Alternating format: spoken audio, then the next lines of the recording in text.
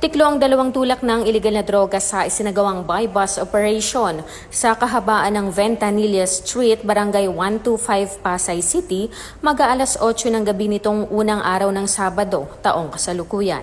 Kinilala ang dalawang sospek na sina alias Maria, 40 anyos, ang target ng operasyon, at ang kasama nitong si alias Ronnie, 41 anyos. Pareho ang mga ito na nakatala bilang high-value individual pusher.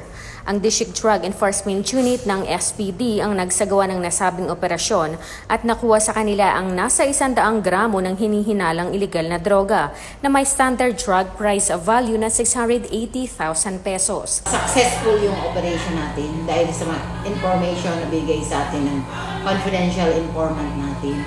So kaya nag-casing surveillance yung ating mga operatiba, and then naging positibo kaya nagsagawa ng buy-bus operation.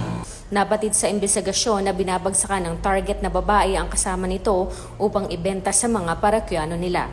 Inaalam pa kung saan ginukuha ang mga ipinagbabawal na gamot.